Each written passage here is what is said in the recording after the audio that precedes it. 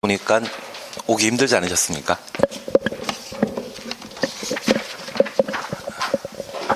지난번에 여기 올 때는 눈 때문에 길이 막혀가지고 좀 늦게 왔었는데 오늘은 버스 뒤에서 열심히 밀다 보니까 빨리 오더라고요. 네, 이번 시간은 건축법을 해 나가십니다. 우선 한 장짜리는 지난주에 나눠드렸던 게 있는데 가져오셨죠? 우선 1 보시게 되면 적용 대상이란 말 있습니다.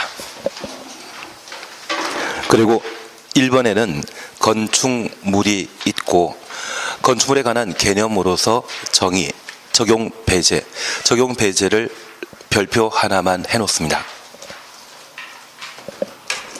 그리고 공작물이라는 것도 우리가 볼 수 있습니다. 그리고 양가로 2번 구성과 관련되어서는 고층 건축물과 다중이용 건축물, 준다중이용 건축물이 있는데 작년 시험에는 다중이용 건축물을 시험에 냈었습니다.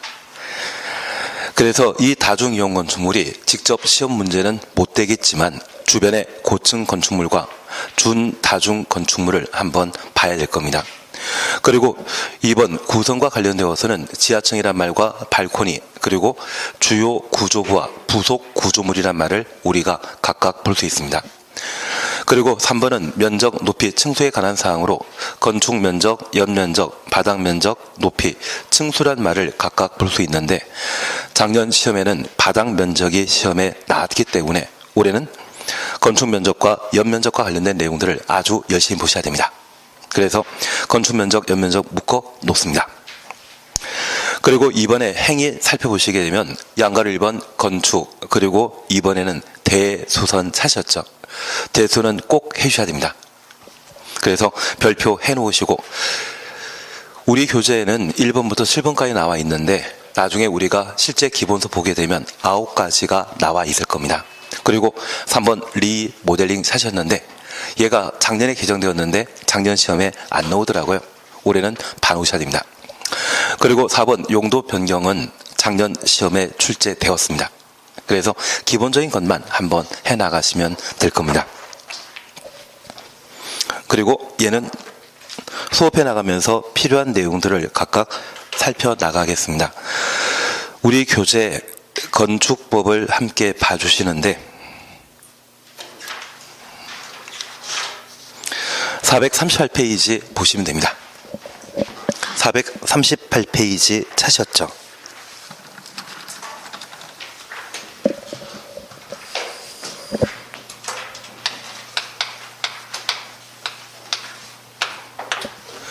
건축법은 건축물의 안전, 기능, 미관에 관한 사항을 정함으로써 공공복리에 이바지하기에 제정한 법률이 되게 됩니다. 특별히 건축물의 안전을 우리 건축법에서는 가장 중요한 목표로 삼게 되는데 이 건축법의 적용 대상은 건축물과 건축물 관련 행위를 적용 대상으로 삼게 됩니다. 우선 건축물과 관련된 내용으로 개념에 관한 사항을 함께 살펴주시는 게 필요합니다. 438페이지 보시게 되면 적용 대상물로서 1. 건축물 찾으셨죠. 건축물이란 토지에 정착한 공작물 중에 지붕과 기둥 또는 벽이 있는 것과 이에 딸린 시설물. 그래서 건축물 동그라미 놓으시고 공작물 동그라미 놓으시고 시설물 동그라미 해놓습니다.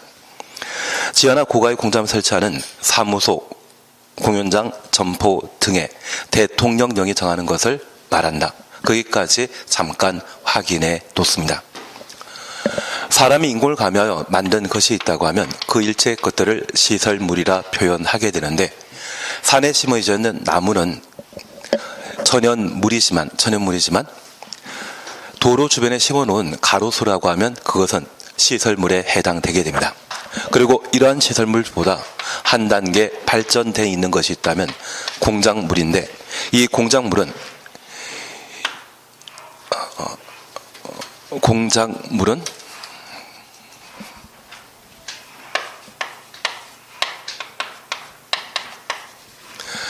인공을 가미하여 제작한 물건이 있다고 하면 그것을 공작물이라 표현하게 됩니다. 그래서 단순히 돌을 포장하거나 또는 나무를 심었다고 하면 그것은 시설물이고요.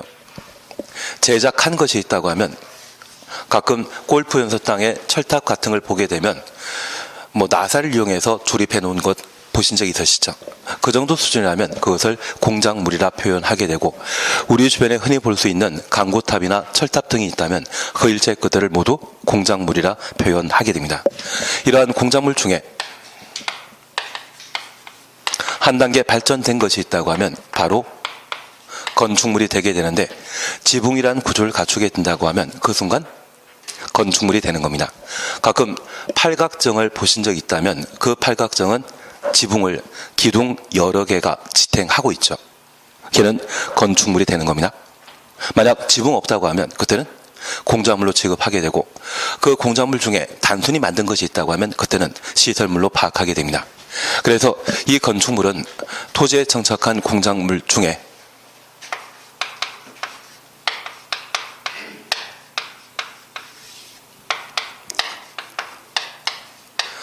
지붕 있는 것을 건축물이라 표현한다는 점 기억하시고, 특별히 이러한 건축물에 딸린 함께 존재하는 시설물이 있다고 하면 저 시설물도 건축물로 취급하게 되는데, 저 시설물보다 한 단계 발전되어 있는 공작물이 건축물과 함께 존재한다고 하면 그것도 건축물 자체가 되게 됩니다.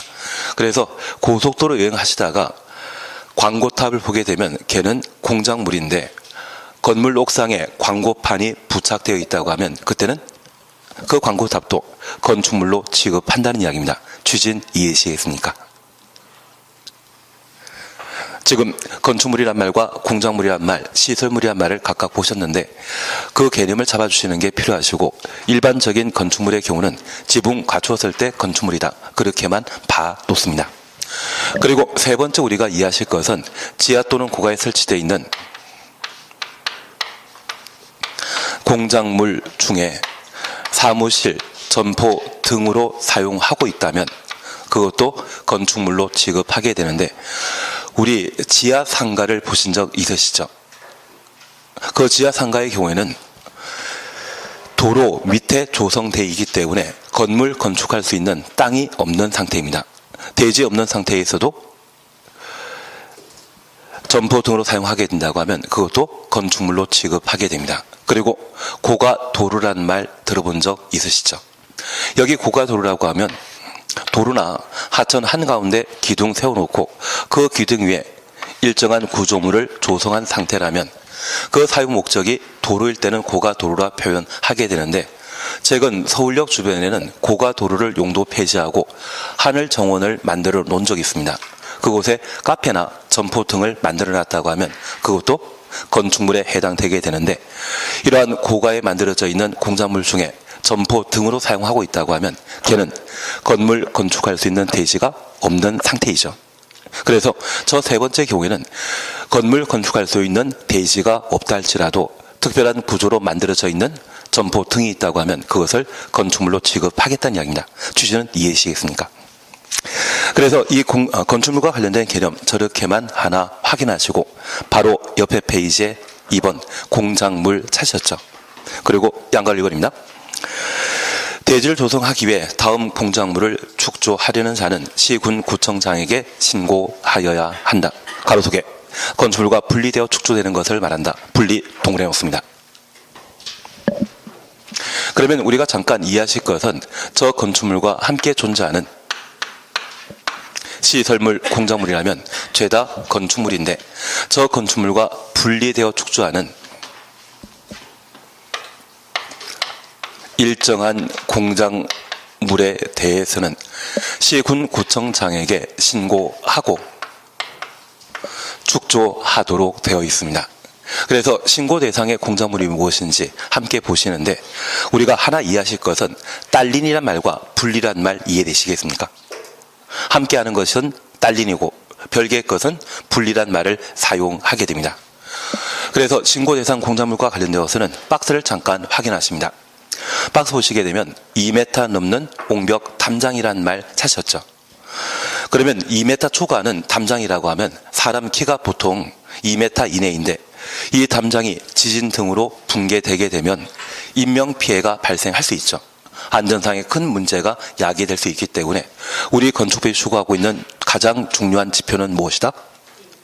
안전입니다. 안전. 안전이 가장 중요한 지표이기 때문에 안전에 위협될 수 있는 2m 초과하는 옹벽 담장을 설치하는 때는 미리 시군구청장에게 신고하도록 되어 있습니다. 그리고 높이 4m 넘는 광고탑, 광고판, 그리고 6m 넘는 것은 워낙 많기 때문에 버리시고 8m 넘는 고가 수조, 그리고 8m 이하의 기계식 주차장이라는 것을 줄쳐놓습니다. 그리고 바닥면적 30제곱미터 넘는 지하 대피호에 대해서는 시군구청장에게 신고하고 설치할 공작물에 해당된다는 것 확인해 놓습니다. 그런데 우리 예전에 산토끼라고 하는 동요를 불러보신 적 있다면 그 토끼가 아침마다 찾아가던 곳이 옹달샘이지 않습니까? 그 옹달샘을 앞으로는 이 옹담으로 기억해 놓는 겁니다. 그리고 4m 초과는 광고탑, 광고판이라는 것을 우리가 함께 보셨는데 설 명절에 고수도 한판 하셨습니까? 예, 안 하셨습니다. 대신 5강이 최고이지만 4광 하더라도 점수는 하지 않습니까? 그래서 4광입니다. 그리고 가끔 광파는 경우도 있지 않습니까? 그래서 8구라고 하는 것을 기억해 주시면서 갑자기 도박판으로 끌어들였지만 4광 8구란 말로 축조신고 대상의 공작물의 범위를 파악해 주는 것도 필요하십니다. 그리고 우리가 잠깐 구분하실 것은 보통 8m 초과하는 고가 수조가 시군구청장 신고할 축조신고 대상 공작물이지만 8m 이하의 기계식 주차장도 건축법에 따라 신고하고 설치한다라는 걸 확인하시는데 만약 기계주차장이 8m 초과하는 것, 나는 기계주차장 본 적 없다? 보신 적 있으시죠? 지하주차장만 본 게 아니라 기계주차장도 본 적 있을 겁니다. 만약 8m 초과하는 기계주차장이라고 하면 건축법이 아닌 주차장법이라고 하는 별도 법률이 있습니다. 그 법률에 따라 축조하는 것이지 건축법의 축조신고 대상 아닙니다.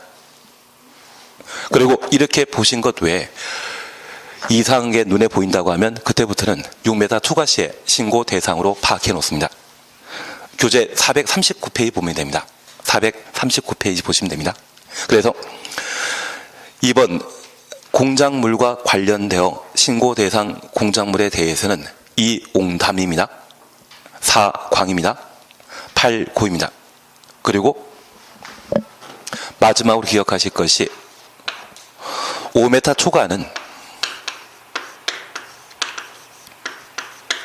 태양광 발전 설비를 함께 보시는데 신고 대상 공작물과 관련된 크기에 대해서는 죄다 짝수인데 유일하게 홀수가 하나 나오는 것이 있다면 바로 5m 넘는 태양 에너지를 이용하는 발전 설비. 그래서 태양광 발전 설비라고 하면 5m 초과 시에 축조 신고 대상이라는 것만 하나 확인해 놓습니다.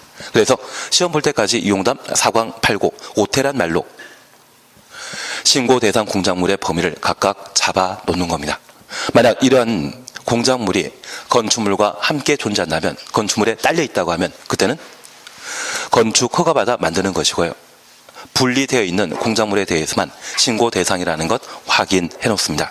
그리고 438페이지에 양가로 2번 찾으셨죠. 다음 하나에 해당되는 건축물에 대해서는 이 법을 적용하지 아니한다. 그러면 우리가 잠깐 이해하실 것이 있습니다.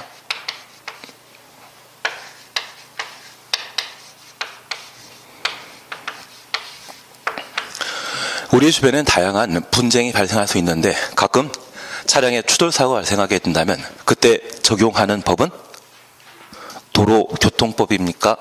말싸움 잘하시는 분, 특히 목소리 큰 분이 이기십니까? 그냥 일반 상식적으로는 목소리 크신 분이 이기시고 나중에 뭐 촬영돼 있는 영상 확인하다 보면 그때는 법을 적용하게 되는 겁니다. 그래서 그런 경우는 도로교통법을 적용해서 잘못 여부를 판단하게 되는데, 저 건축물과 관련된 다양한 분쟁이 발생하게 되면 당연히 건축법 적용해서 분쟁 해결해야 되죠. 다만 일정한 건축물 중에 저 건축 법령을 배제하는 경우가 있습니다. 그래서 건축법의 적용 대상에서 제외되는 5가지 건축물을 함께 보시는데, 이쪽은 28회 때 시험에 냈기 때문에 다시 시험에 나오기는 좀 애매하지만 기본적인 사항으로 파악해 주셔야 됩니다. 모의고사에는 나옵니다. 예, 그래서 양가를 2번 보게 되면 박스 속 찾으셨죠? 컨테이너 박스를 이용한 간이 창고, 그리고 가로 속에 공장 용도의 건축물의 대지에 설치하는 것으로 이동 쉬운 것 확인되셨습니다. 그리고 2번입니다. 고속도로 통행료 징수 시설. 3번 철도 궤도 선로 부재 다음 시설로서, 여기 궤도란 말은 지하철을 말하는 겁니다. 438페이지 보시면 됩니다. 운전 보안 시설과 철도 선로 위 아래 보행 시설. 3번 플랫폼, 4번 급수 급탄 급유 시설, 4번 지정문화재나 가정문화재, 5번 하천구역 내 순문 조작실. 5가지 건축물에 대해서는 건축법을 적용하지 않고 있습니다. 그래서 우리가 잠깐 구분하실 것으로서, 우리 주변에 문화재를 간혹 보실 수 있는데, 현재 문화재로 지정되어 있는 것과 미래 문화재가 될 수 있는 것이 있습니다. 미래 문화재가 될 수 있는 것을 가지정 문화재라 표현하게 되는데, 내가 소유하고 있는 건물이 만약 문화재로 지정되게 되면 나는 좋아한다, 싫어한다? 싫어한다가 정답입니다. 그래서 지난번에 목포에서 집을 여러 채 구입하신 분이 하시는 이야기가, 내가 구입한 건물이 문화재로 지정되게 되면 나는 손해 볼 텐데 왜 투자하겠느냐, 이런 이야기를 한번 하신 적이 있습니다. 저 문화재를 보호하기 위해 문화재 주변 일대에 대해서는 문화재 보호구역을 지정함으로써 토지에 대한 규제가 강화되게 되거든요. 규제가 강화되게 되면 땅값은 떨어질 수밖에 없습니다. 그래서 저 지정 문화재나 가정 문화재를 건물 소유자가 일부러 철거하는 경우가 발생하게 됩니다. 그걸 방지할 목적으로 건축법을 적용하지 않고 문화재 보호법을 따로 적용하도록 되어 있습니다. 그리고 2번째 우리가 이해하실 것이 있습니다. 통상 건축물은 어디에 만들어지겠습니까? 맹지에 만들어지겠습니까? 대지에 만들어지겠습니까? 대지에 만들어지는 것이 특징입니다. 그런데 우리가 흔히 볼 수 있는 고속도로 통행료 징수 시설이라 하면 대지가 아닌 도로 한가운데 만들어지는 것으로서 이건 좀 유별나죠. 그래서 이 고속도로 안에 만들어지게 되는 통행료 징수시설은 토지에 대한 정착성이 부족한 것으로 판단하여 건축법 적용 대상에서 제외시키게 됩니다. 그리고 철도 부지, 궤도 부지라 하면 이거 대지겠습니까? 대지 아니겠습니까? 기찻길이 형성되어 있다면 저 기찻길을 깔 수 있는 공간을 철도 부지라 표현하게 됩니다. 이러한 철도 부지에는 기찻길만 깔려 있는 것이 아니라 가끔 철도의 안전 운행을 도모하기 위한 다양한 건축물이 만들어지게 되는데, 우리 1980년대 살아보셨다고 하면, 아니면 가끔 TV 보시게 되면 이 철길 한가운데 도로가 관통하게 되면 차단시설이 철도 부지에 만들어지는 거 보신 적 있죠? 요즘은 자동이지만 한 1980년대에는 사람이 배치된 적이 있습니다. 그러면 그분이 한 8시간, 10시간 일하시고 잔다고 하면 그냥 빈 대지에, 빈 땅에서 열심히 일하시겠습니까? 지붕 있는 건물에서 일하시겠습니까? 지붕 있는 건물에서 일하시게 되는데, 그러한 것들은 분명 운전 보안시설에 해당되는 것으로서 이러한 운전 보안시설을 철도 부지에 만들어 놨다고 하면 얘는 일반적인 대지에 만들어 놓은 게 아닙니다. 그래서 이러한 철도 부지에 만들어져 있는 건축물 등에 대해서는 건축법을 적용하지 않고 철도 관련 전문법을 적용하도록 되어 있습니다. 취진 이해되시겠습니까? 철도 부지에 만들어져 있는 것은 일상적인 대지에 만들어진 것이다, 아니다. 아니다라는 것을 잡아주셔야 됩니다. 그리고 세 번째 우리 보시는 것으로 하천구역이라는 말을 함께 보셨는데, 이 하천구역은 물이 흐르는 곳을 말합니다. 그런데 이 물이 흐르는 곳은 건조기가 있고 만수위가 있거든요. 그 만수위까지 물이 찰 수 있는 곳이 있다면 걔가 하천구역입니다. 그래서 고소부지에 다양한 건물 만들어 놓고 있죠. 그런데 그 고소부지에 만들어져 있는 다양한 건축물 중에 딱 하나만 건축법을 적용하지 않고 있습니다. 수문 조작실입니다.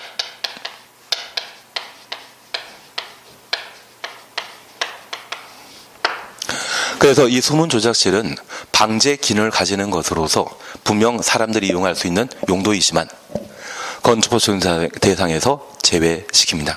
그러면 저 하천구역에 가끔 편의점 있지 않습니까?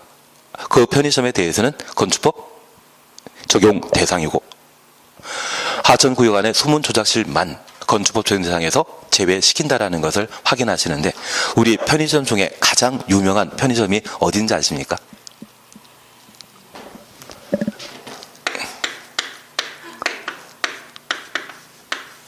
반포 미니 스탑이 반미점이라 하거든요. 거기가 제일 유명하답니다. 저도 한 번도 가본 적 없는데 자전거 이용하시는 분들은 여길 한 2시간 정도 걸쳐 가시게 되면 편의점 안에서 직접 라면을 끓여 드실 수 있는데 2시간, 3시간 달리고 먹는 라면이라고 하면 맛있겠습니까? 맛이 없겠습니까? 맛있을 수밖에 없을 것 같습니다. 대신 저 반미점은 건축법 적용 대상이라는 것 기억하시고 하천구역 안에 오직 뭐만? 수문 조작실에 대해서만 건축법령을 적용하지 않는다. 그렇게 파악해 놓습니다. 그리고 마지막으로 우리가 함께 보실 것으로서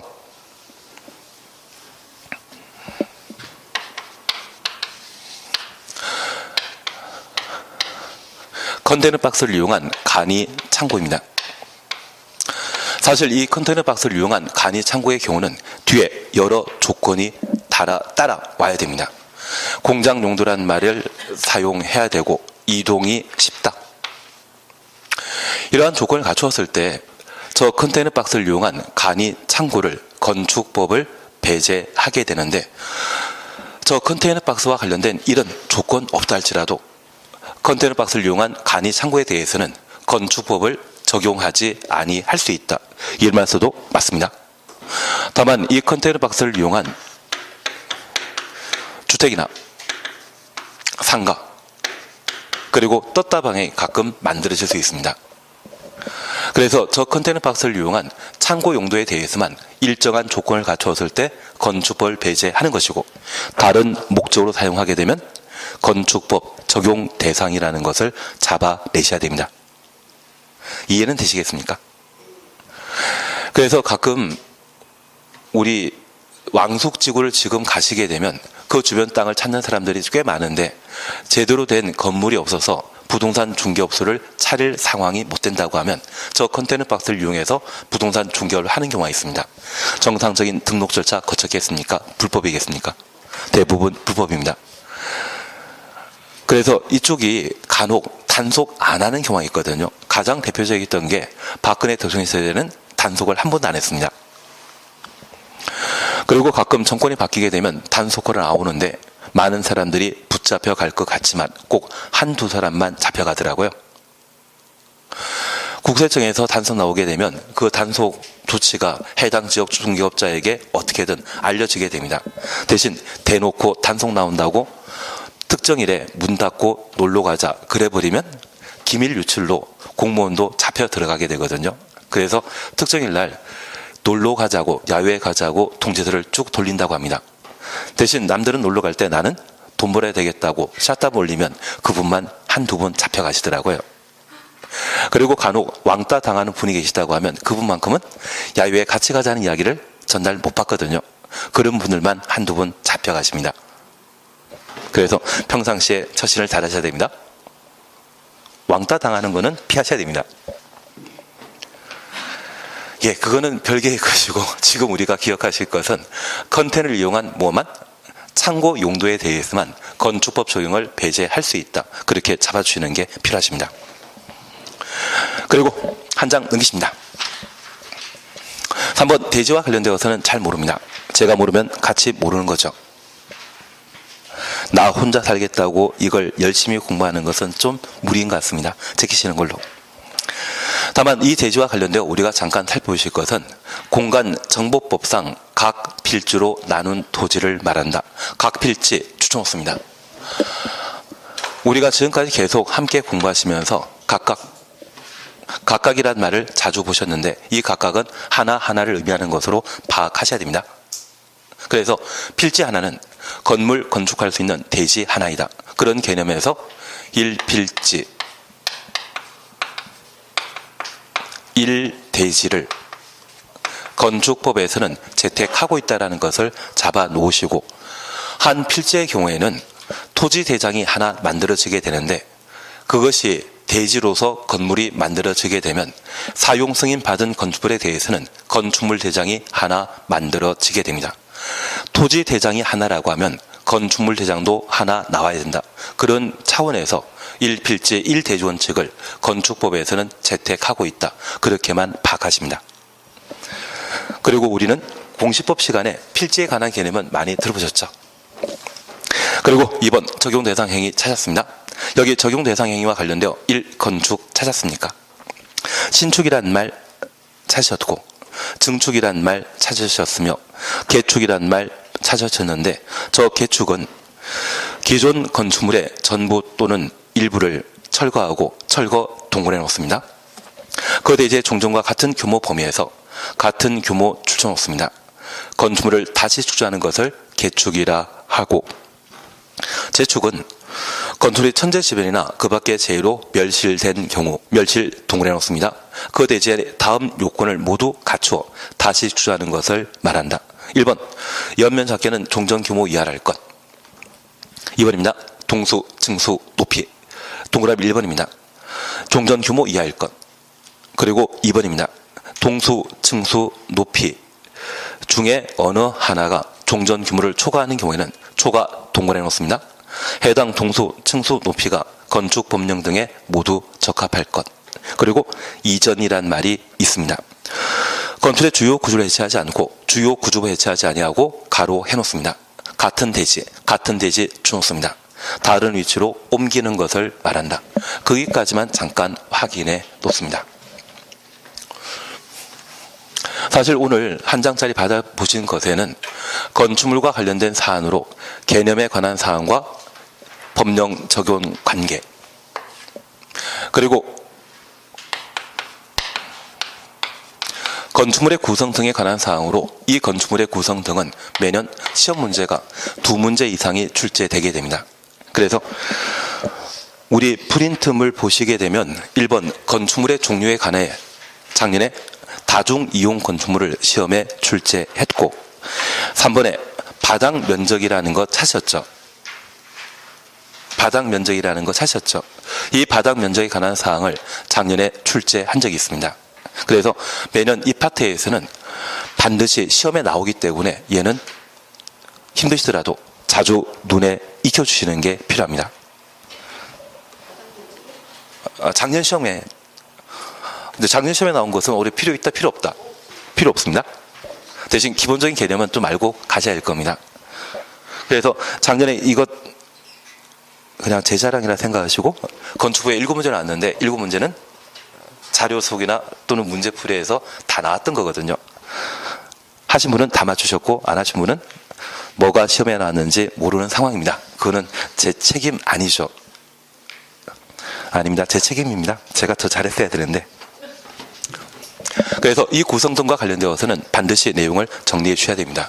그래서 이 구성과 관련되어서는 건축법 적용 대상인 건축물과 관련된 기본적인 종류에 관한 사항과 건축물의 구성 요소에 관한 사항 그리고 건축물을 크다 작다로 표현하게 되었을 때 크다 작다로 판단할 수 있는 요소가 무엇인지 파악하시는 게 필요합니다.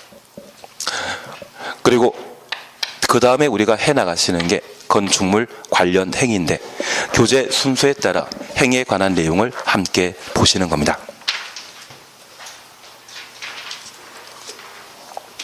441페이지 사셨죠? 여기 441페이지와 관련되어 우선 건축 행위에 관한 내용을 함께 살펴놓습니다. 그리고 우리 건축법에서는 대수선도 아주 중요합니다. 그리고 작년 개정사항인 리모델링하는 사항을 한번 살펴주셔야 되고, 용도 변경은 작년에 시험에 나왔었는데 이 용도 변경이 4년 만에 작년에 시험에 나왔거든요. 한번 내면 연속해서 3번 출제합니다. 3세8이라는 말 들어보신 적 있다고 하면 올해는 용도 변경 해주셔야 됩니다. 다만 이 건축행위와 대손을 우리가 열심히 공부하는 것은 우리 건축법의 가장 중요한 행위가 이 두 가지거든요. 내가 살 집을 만들고자 한다면 건축 허가 받아야만 내가 살 집 지을 수 있죠. 지금 잘 살고 있기 때문에 집 새로 지을 필요 없다 그러시면 제가 할 말 없지만, 저 건축 대손이 가장 중요한 사안이기 때문에 얘를 정리해 주시는 게 필요하십니다. 그러면 첫 번째, 건축과 관련되어 우리가 잠깐 이해하실 것이 있습니다. 아직 건축물 크기에 대해서는 잘 모르지만 우리 크다 작다란 말은 건편과 연건평이 크면 큰 건축물이고 작으면 작은 건축물이라 표현하는데, 건평이란 말은 건축법에서는 건축 면적이라 표현하고 연건평을 연면적이라 표현하게 됩니다. 이러한 건축 면적과 연면적 외 높이 그리고 층수 가지고 건축물의 크기를 파악하게 되는데, 이러한 건축물의 크기가 종전과 동일한 범위 내 건축물을 다시 축조하게 되면 이를 개축, 재축이라 표현하게 됩니다. 여기 개축은 건물 소유자가 스스로 건축물의 전부 또는 일부를 철거하고 종전 범위 내 다시 축조하는 것을 개축이라 표현하게 됩니다. 그래서 만약 3층짜리 건물이 있었는데 이 3층짜리 건물을 2층짜리로 만들게 된다고 하면 종전과 동일한 범위 내 다시 축조하는 것으로서 얘를 개축이라 표현하게 됩니다. 취신 이해하시겠습니까? 같을 때도 개축이고 종전보다 작아지더라도 개축에 해당된다는 것 파악해 주셔야 됩니다. 반면 이러한 건축물이 지진 등으로 훼손되게 되면 그때는 멸실이라 표현하게 되는데, 저 멸실은 건물 소유자가 의도한 것이겠습니까? 의도 안 한 것이겠습니까? 의도하지 않고 건물이 훼손되었을 때 종전과 같은 범위 내 다시 축조하는 것을 재축이라 표현하게 됩니다. 가끔 내가 잘 살고 있는 집에 누가 차를 끌고 와서 들여받았습니다. 그리고 그 건물이 훼손되었다고 하면 그것은 철거이겠습니까? 멸실이겠습니까? 멸실입니다. 그 멸실된 상태에서 종전과 동일한 범위 내 다시 축조하는 그것을 재축이라 표현하게 됩니다. 다만 이러한 건물 크기가 예전보다 커지게 되면 신축 또는 증축으로 구분해서 표현하게 되는데, 나대지 현상을 보인다고 하면 그때는 신축입니다. 그래서 종전 2층짜리 건물을 전부 철거하고 3층짜리 건물 만들게 되었다고 하면 나대지 현상이 발생한 상태이고 종전보다 건물 규모가 커졌죠. 그때는 신축 행위가 되게 됩니다. 그런데 이 2층짜리 중에 한 개층만 철거하고 한 개층은 남겨놓은 상태에서 3층짜리 건물 건축하게 된다면 그때는 증축 행위에 해당되는 것으로 파악해 놓습니다. 그래서 신축, 증축, 개축, 재축에 관한 개념에 대해서는 크게 문제 없으시죠. 다만 우리가 하나 파악해 주실 것이 있습니다. 여기 재축과 관련되어서는 건물이 멸실되고 종전 범위 내 다시 축조하게 되면 당연 재축인데, 경주 지진 사건 이후 이 재축 행위와 관련되어 법 적용을 탄력적으로 하기 위해 일부 사항을 개정했습니다. 특별히 건축물의 규모를 파악하는 것은 건축 면적과 연면적, 높이, 층수라는 말 지워버렸지만 눈에 보이십니까? 그러한 4가지 요소 중에 연면적은 종전과 동일한 범위 내 유지되고, 동수 하나 이해하실 것이 있습니다. 도로에 인접한 대지에 건물 한 동 지었고 이 건축 면적이 100이었는데 건물 한 동을 더 짓게 된다고 하면 건축 면적은 늘어나는 것이다? 예전과 똑같다. 한 동 있다 또 한 동 지으면 건축 면적 늘어나는 것이죠. 그래서 이 동수가 달라지게 되었다고 하면 건축 면적이 변화되었다는 이야기입니다. 취지 이해하시겠습니까? 그리고 높이.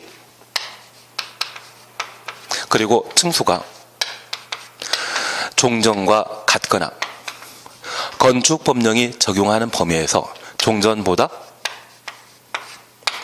초과하게 되더라도 그것만큼은 재축으로 인정하겠다는 이야기입니다. 그러면 우리가 잠깐 이해하실 것이 있습니다. 예전에 포항에 지진 사건이 발생했을 때 그 지진 사건 발생한 아파트 단지 중에 좀 유명한 곳이 흥해 아파트라는 단지가 있었습니다. 그리고 저 지진 난 날 이 아파트가 훼손되었기 때문에 분명 재건축할 것이라고 해서 그날 저녁에 아파트 매매 계약을 체결하신 분이 계십니다. 그분은 살려고 구입하셨겠습니까? 투자 목적으로 구입하셨겠습니까? 흥해 아파트라는 곳 보신 적 없으십니까? 예, 그 당시에는 TV 볼 일도 없고 워낙 바쁘다 보니까. 대신 이런 아파트를 동전과 동일하게 다시 재축하게 된다면 그 재축 비용을 아파트 주민들이 모두 부담해야 됩니다. 주민의 삶이 팍팍해질 수 있죠. 그런데 저 5층짜리 5개 동으로 구성되어 있는 흥해 아파트를 1개 동으로 25층짜리 아파트를 만들게 되면 일정한 조망권이 확보됨으로써 저 복구 비용을 일부 어떻게든 확보할 수 있겠죠. 이런 목적이라고 하면 종전과 반드시 뭐는 같아야 된다? 연면적은 동일한 상태에서 동수 달라질 수 있죠. 높이 달라질 수 있죠. 층수 달라질 수 있습니다. 대신 무엇만큼은 반드시 같아야 된다? 연면적만큼은 반드시 동일하다고 하면 그때는 이것도 재축행위로 파악해 주겠다는 이야기입니다. 원래 개축의 경우는 연면적과 동수, 층수, 높이가 종전 범위 내 요건을 갖춰야 되는데 이 재축만큼은 탄력적으로 적용하게 됩니다. 다만 이렇게 탄력적으로 적용한다 할지라도 무엇만큼은 반드시 같아야 된다? 연 면적만큼은 반드시 종전과 동일해야 된다는 것 확인해 놓습니다. 그리고 마지막 우리가 봐주실 것이 이전에 관한 내용을 함께 보셨습니다.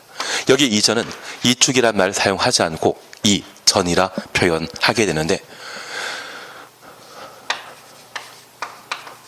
같은 대지 안에 건축물의 주요 구조부를 해체하지 않고 해체하지 않는다는 말은 바로 철거를 의미하게 됩니다. 철거하지 않고 건축물의 위치를 변경시키는 것을 이전이라 표현하게 됩니다. 그런데 우리가 알고 있는 독립문은 원래 있던 자리에서 서대문 공원으로 옮겨 만들어 놨거든요. 대지가 같다 다릅니다. 그거는 이전이 될 수 없습니다. 만약 대지가 달라졌을 때 그 서대문 공원 자리에 나디지 상치라고 하면 그때는 신축이 되는 것이고요. 기존 건물이 존재하는 상태라고 하면 그때는 증축행위가 되게 됩니다. 그리고 우리가 이해해 주실 것은 근데 졸면서도 이해하시냐 하면 머리를 끄덕이셔가지고 너무 신기합니다. 괜한 이야기 드렸습니다. 이건 크게 알 필요는 없습니다. 어차피 시험에 나오더라도 한번 문제 한번 풀어보게 되면 문제는 다 맞추시더라고요. 잠깐 우리가 이해하실 것은 우리 건축법은 1962년도에 제정되었는데 저 1962년도에는 지금 우리가 흔히 볼 수 있는 콘크리트 구조의 건물이겠습니까? 목조 건축물이겠습니까? 목조 건축물입니다. 특히 서울 같은 경우에도 한 필지 대지의 면적이 한 200평 정도 됐거든요. 요즘에서나 한 30평, 40평짜리 땅에도 건물을 건축하고 있지만 그 당시에는 몇백 평 되는 것이 서울의 현실이고 우리 남양주의 경우에도 제 생각에는 500평이 단독택 부지였을 겁니다. 그리고 그 500평의 땅에 집을 만들게 되면 그 크기는 한 20평이 채 안 될 거거든요. 그리고 이 넓은 대지에 한번 살아보니 여름에는 따뜻하고 겨울에는 시원한 그런 위치도 있습니다. 여름에 따뜻하고 겨울에 시원하면 진짜 살지 못하지 않겠습니까? 그래서 저 넓은 대지의 다른 곳으로 이 목조 건축물을 옮기는 게 충분히 가능하지 않겠습니까? 그래서 같은 대지 안에 건축물의 주요 구조를 해체하지 않고 그 위치를 변경시키는 것을 뭐라 한다? 이전이라 표현하게 됩니다. 그래서 건축행위와 관련된 5가지 요건을 보시는데 제가 부탁드리는 것은 개축과 재축은 종전 규모 범위 내 다시 축조하는 것을 의미하고 특별히 철거를 요건을 한다면 개축, 멸치를 요건을 한다면 재축입니다. 이 재축과 관련되어 반드시 종전과 같아야 되는 것은 딱 하나입니다. 연, 면적, 합계라는 것 기억해 주셔야 됩니다. 그리고 두 번째, 이 이전과 관련되어서는 같은 대지 안에 건물의 위치가 변경되었을 때만 이전이지, 대지가 달라지게 되면 이전이 될 수 없다는 것 정도를 확인해 놓습니다. 그리고 한 장 넘기시니 대수선 찾으셨죠? 별표 하나 해놓습니다. 어차피 이 대수선에 대해서는 시험에 계속 반복되는 내용이기 때문에 반드시 알고 지나가셔야 됩니다. 대수선이란 건축물의 기둥, 보, 내력벽, 주계단 등의 구조나 외부 형태를 수선, 변경, 증설하는 것으로서 증축, 개축, 재축에 해당하지 아니하는 것을 말한다. 증축부터 재축까지 가로 해놓습니다. 그리고 박스에는 1번부터 9번까지 있는데 얘를 알고 가셔야만 나중에 건축법과 관련된 문제를 풀 수 있습니다. 방금 우리 보셨던 건축은 할만하십니까? 하기 어려우십니까? 할만하다고 해주십시오. 그래서 이제 본질은 대수선에 관한 내용을 함께 보시는 게 필요한데 우선 이해하실 것이 있습니다. 여기 대수선은 큰 수선을 말합니다. 만약 큰 수선이 아닌 소수선, 그냥 단순한 선이라고 하면 그때는 건축법 적용 대상이 못 됩니다. 우리 건축법이 추구하는 가장 중요한 지표는 무엇이다? 안전, 기능, 미관 중에 무엇이 가장 중요하다? 안전입니다. 그래서 단순한 수선에 해당되게 된다면 사람의 안전과 큰 문제 없기 때문에 이에 대해서는 건축법에 신경 쓰는 것 아닙니다. 그리고 두 번째 이해하실 것은 이 대수는 고치는 것을 말하는 것이죠. 나도 이제 새로 건물 축조하게 되면 그것은 고치는 거 아니죠. 신축행위는 고치는 게 아닙니다. 반면에 증축행위나 개축행위나 재축행위라고 하면 건축의 한 종류이지만 기존 건축물이 있는 상태에서 뭔가 달리하는 것으로 얘는 고친다는 개념에 해당되게 됩니다. 그래서 이 대수선 행위가 증축, 개축, 재축에 해당될 정도로 뭔가 고쳤다고 하면 그것은 대수선이 아닌 건축행위로 파악하자는 이야기고요. 이 대수선이 너무 경미해서 단순한 수선에 해당되게 된다고 하면 그것도 대수선 범위에서 배제시키자는 겁니다. 취지는 이해하시겠습니까? 그러면 여기 대수선과 관련되어 우리가 함께 보실 9가지 내용을 살펴보시는데 우선 첫 번째 보실 것은 벽과 관련된 내용을 정리해 주십니다. 그래서 박스를 보시게 되면 1번은 아니라 미관지구라 되어 있는데 우리 국토계획법에는 미관지구 있다 없다? 없습니다. 저 미관지구가 지금은 경관지구로 바뀌어 있다는 것만 이해해 주십시오. 국토계획법은 개정해놨는데 건축법에서는 저 미관지구를 경관지구로 바꾸지 않았습니다. 다만 우리가 민법 공부하시면서 신법 우선 원칙이라는 말 들어본 적 있으십니까? 새로 법이 만들어지면 그 법에 따르는 것이 원칙이다. 그런 의미로서 지금 미관지구로 건축법에 서술을 하고 있지만 실질적으로는 무엇이다? 경관지구로 이해해 주십니다. 그리고 2번 보시게 되면 다가구택의 가구 안의 경계벽 동그래놓습니다.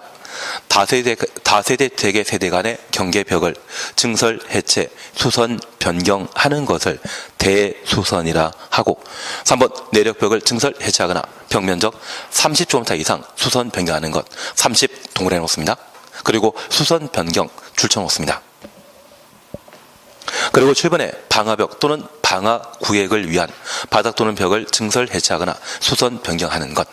그리고 9번에 건축물 외벽에 사용하는 마감 재료를 외벽 동그래 놓습니다. 마감 재료 추천 놓습니다. 증설, 해체하거나 벽 면적 30제곱미터 이상 수선, 변경하는 것 30 동그래 놓으시고 수선, 변경 추천 놓습니다.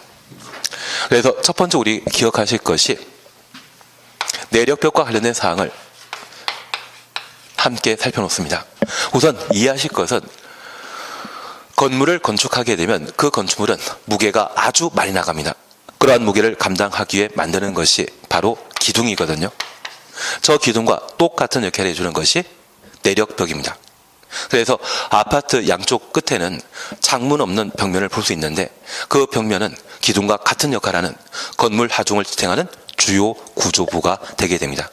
간혹 우리 세대 내에 콘크리트 못을 이용해서 벽에 못을 바꾸자 하는데 못이 안 들어가는 벽이 있죠. 걔가 내력벽에 해당하게 됩니다. 이러한 내력벽을 증설, 새로 만드는 겁니다. 해체, 철거하는 겁니다. 만약 조금이라도 내력벽을 새로 만들고 철거하게 되면 안전에 큰 영향 끼칠 수 있죠. 그래서 이러한 행위에 대해서는 모두 대수선 범위에 포함시키게 됩니다. 그리고 이러한 내력벽을 수선 변경하게 되었을 때 벽면적 30제곱미터 이상 수선 변경하게 되면 안전에 큰 영향을 끼치기 때문에 이때도 대수선 범위에 포함시키는데, 만약 이 내력벽을 20제곱미터만 수선하게 되면 대수선이다? 아니다? 그건 아닙니다. 그래서 건축학자 또는 건축사 등이 연구해 보니 내력벽의 벽면적을 30제곱미터 이상 수선했을 때만 안전에 큰 영향을 끼친다는 것으로 파악했거든요. 그러한 연구 결과에 해당되기 때문에 그대로 따라가 주셔야 됩니다. 그리고 두 번째 우리 보실 것은 외벽에 설치하는 마감 재료입니다.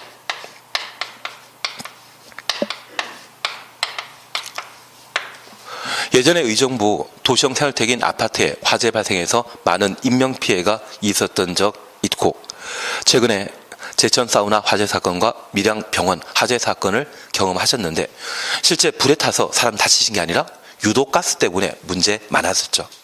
그러면 건물 외벽에는 단열이나 미관 향상 목적으로 마감 재료를 설치하게 되는데, 그러한 마감 재료 중에 샌드위치 판넬이라는 게 있습니다. 양쪽에 철반 갖다 놓고 그 사이에 스티로폼을 갖춘 것이 샌드위치 판넬인데, 화재 발생하게 되면 저 스티로폼이 불에 약했을 때 유독가스가 발생하여 많은 인명피해를 야기하게 됩니다. 그러한 문제를 해결하기 위해, 화재와 관련된 안전성의 문제를 해결하기 위해 저 외벽 마감 재료를 증설, 해체하거나 벽면적 30제곱미터 이상 수선 변경하는 것은 화재와 관련된 안전상에 관한 문제를 야기시킨다 해서 대수선 범위에 포함시킨 겁니다. 취지는 이해하시겠습니까? 그런데 우리가 하나 이해하실 것이 있습니다. 저 마감 재료는 내벽에는 본 적 있으십니까? 지금 바로 학원 강의실 안벽에 마감 재료 설치되어 있는지 확인해 주시면, 도배하거나 페인트칠하고 말아버리지 마감 재료 따로 만드는 거 아닙니다. 그래서 이 마감 재료는 그 위치가 어디이다? 외벽에 존재한다는 것 이해해 주시고, 저 외벽에 설치한 마감 재료를 증설 해체하거나 벽면적 30제곱미터 이상 수선 변경하게 되면 그것은 대수선 범위에 포함된다는 것 확인해 놓습니다. 최근에 시험 내게 되면 저 30 가지고 시험 내기보다는 앞에 외벽인지 내벽인지 그거 가지고 시험 내는 분들이 꽤 많으십니다. 심지어 내력벽과 관련되어서는 그냥 벽이라 해놓고 벽면적 30m 이상 수선 변경하는 것을 대수선이라고 시험에 내는 경우도 있습니다.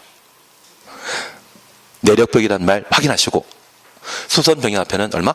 30이라는 말 확인하시는 게 필요합니다. 추진 이해하시겠습니까? 그리고 세 번째 우리 보시는 게 다가주택과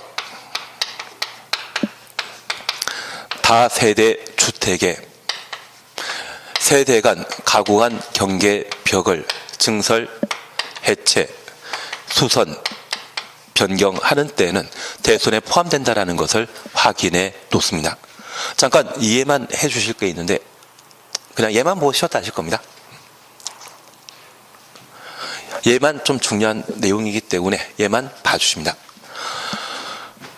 여기 다가주택은 우리 흔히 상가주택을 불리우는 것이 다가주택이고, 다세대택은 흔히 빌라라 해서 빌라 건축하는 분이 분양하는 것 많이 보셨죠. 그러면 이러한 다가주택과 다세대택은 한 층에 두 세대, 세 세대가 함께 거주하게 되는데 그 세대와 세대를 구분하는 벽을 경계벽이라 표현하게 됩니다. 그래서 세대와 세대를 구분하는 벽면을 뭐라 한다? 경계벽이 되게 됩니다. 그런데 현행 부동산 공법과 관련된 규정에 따르게 되면 주택을 만들게 되면 세대당 한 대 이상의 주차장을 확보하도록 하고, 주차장이 확보되지 않는다면 건축 허가 자체를 받지 못합니다. 그래서 빌라를 만들게 되는 이 다세대택의 건축주가 만약 10개 세대를 만들게 되면 주차장은 10대 확보돼야 되는데 그 주차장 용지 확보하는 자체가 부담스러울 수 있습니다. 그래서 우리 최근에 명동 땅 한 평의 공시가가 작년에는 3억 원이었다가 지금은 6억 원으로 바뀐 것 들어본 적 있으십니까? 그래서 명동 예전 상업은행 자리, 지금은 화장품 가게 자리로 바뀌어 있는 곳이 평당 6억인데 이게 거래 시가이겠습니까? 반값이겠습니까? 반값입니다. 그래서 한 3년 전에 그걸 취득했을 때 평당 11억에 취득했다는 이야기 들은 적이 있거든요. 그러면 저 주차장 차 한 대 갖다 놓기 위해서는 보통 한 평에서 2평 정도의 땅이 필요하거든요. 2평이면 12억짜리 땅에 차 한 대 주차시키는 겁니다. 이런 게 빌라 만드는 분 입장에서는 크게 부담스러울 수 있거든요. 그래서 빌라 10세대인데 불구하고 딱 한 세대 만든다고 해서 주차장을 한 대 확보하고 빌라가 모두 만들어진 상태에서 세대 간의 경계력만 잘 만들면 세대 무한정 늘릴 수 있죠. 그런 문제가 발생할 수 있는 것이 다가구, 다세입택입니다. 그래서 주차장 문제는 확보하지 않고 세대수를 무한정 늘리게 된다면 해당 지역의 주차장 문제를 야기시킬 수 있을 겁니다. 그 주차장 문제를 해결하고자 대수선 범위에 포함시킨 겁니다. 실제 세대수를 늘리고자 한다고 하면 주차장 확보되었는지 확인하고 건축 허가 여부를 결정하도록 되어 있거든요. 대수선에 대한 허가를 그제서야 해주게 됩니다. 그렇게 함으로써 주차장 문제를 해결하고자 대수선 범위에 포함시킨 겁니다. 취지는 이해하시겠습니까? 그런데 주차장 문제가 야기되지 않는 아파트나 연립택의 경우는 필요 없습니다. 오직 뭐만? 다가구, 다세택의 경우에만 경계벽을 증설, 해체, 수선, 변경하게 되면 대수선 범위에 포함시킨다라는 것 확인해 놓습니다. 그리고 방화벽이란 말을 우리가 잠깐 살펴보셨는데 이 방화벽은 화재와 관련된 안전을 도모하기 위한 조치다. 그렇게만 이해해 주십니다. 기왕 하던 거 이것만 끝내시죠. 그리고 4, 5, 6을 묶어놓습니다. 기둥, 보, 지붕, 틀 확인되시겠습니까? 각각 증설 해체하거나 3개 이상 수선 변경하는 것을 대수선이라 한다. 확인되셨습니다. 그리고 8번 보시게 되면 주계단, 피난계단, 특별피난계단을 증설, 해체, 수선 변경하는 것 그냥 지금은 봐놓습니다. 그리고 1번 다시 보십니다. 우리 미관지구를 경관지구로 바꿔놓으셨죠? 미관지구를 지금 경관지구로 바꿔놓으셨죠?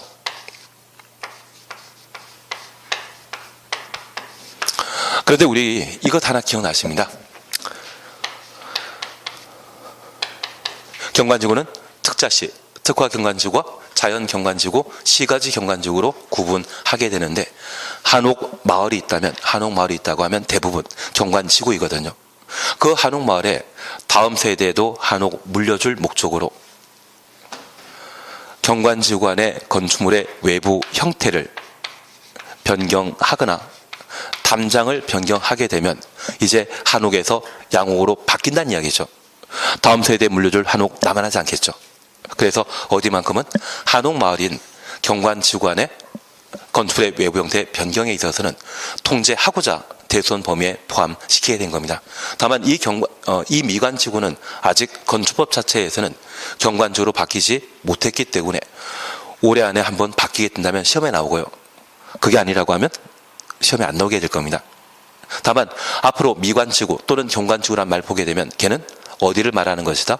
한옥 마을을 말하는 것으로 한옥을 유지 보존하기 위해 대수선 범위에 포함시켰다. 그렇게만 이해해 놓습니다.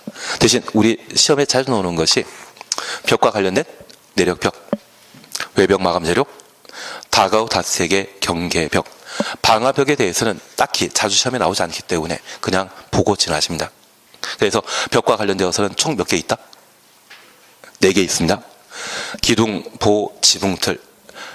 증설 해체하거나 3개 이상 수선 변경하는 것을 대수리 한다. 수선 변경에 있어서는 몇 개 이상? 3개 이상이라는 말 기억하시고 기둥, 보, 지붕, 틀 3이라 생각해 놓습니다. 그리고 주계단 등을 증설, 해체, 수선 변경하는 것 계단입니다. 그리고 한옥마을을 뭐라 한다? 경관지구라 합니다. 그래서 시험 볼 때까지 벽3 계단 경관으로 기억해 놓습니다. 벽3 계단 경관 총 몇 개이다? 9개를 대손이라 한다. 그렇게만 잡아 놓습니다. 그리고 쉬었다 하십니다.